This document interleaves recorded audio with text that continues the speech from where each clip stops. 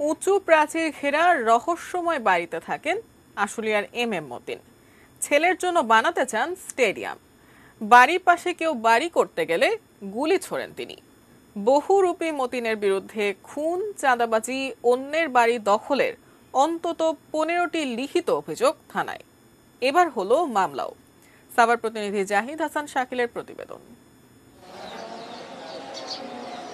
প্রবাস জীবনের সবটুকু সঞ্চয় দিয়ে 2012 সালে এই বাড়িটি করেন আলী আজম ভূঁইয়া। 8 বছর সেখানে বসবাসও করেন। গত বছরের এক রাতে তার বাড়িটি দখল করে নেয় এম মতিনের বাহিনী। আতঙ্কে এলাকা ছাড়া আলী আজম পরিবার। থানা থেকে বলছে যে থানা যাওয়ার জন্য যায় না। উনি বলে যে আরো আমি ওইসব থানা টানা ড্যাম কেয়ার, আমি থানায় যাব না। এভাবেই আশুলিয়ায় ব্যাংকার, মুক্তিযোদ্ধা সহ 20টি পরিবারের জমি দখলের অভিযোগ রয়েছে মতিনের বিরুদ্ধে। কারো বাড়িতে ময়লার ড্রেন ঢুকিয়েছেন, কারো ভাড়াটিয়া ও কেয়ারটেকারকে পিটিয়ে বাড়ি ছাড়া করেছেন।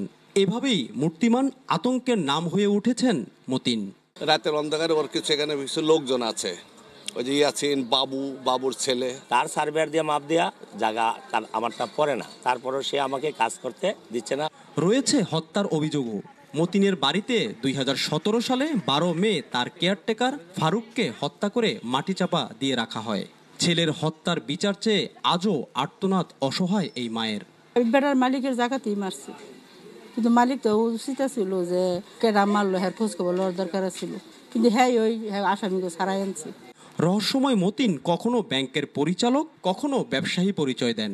তার হামলার শিকার হয়েছেন খোদ উপজেলা ভাইস চেয়ারম্যানও। একজন জনপ্রতিনিধি হিসাবে উপস্থিত হওয়ার পর সে আমাকে লক্ষ্য করে বাগানের ভিতর থেকে ফায়ার করা হয়। সে জায়গায় প্রশাসনের লোক গিয়েছিল। 14 নভেম্বর সেই বহুরূপী মতিনের বিরুদ্ধে চাঁদাবাজি সহ অবৈধ দখলের মামলা হয়েছে আশুলিয়া থানায়। কারো বিরুদ্ধে যদি অপরাধ কর্মের অভিযোগ পাওয়া যায় বা অপরাধ সংগঠনের অভিযোগ পাওয়া যায়, তার বিরুদ্ধে আমরা আইনগত ব্যবস্থা নিব।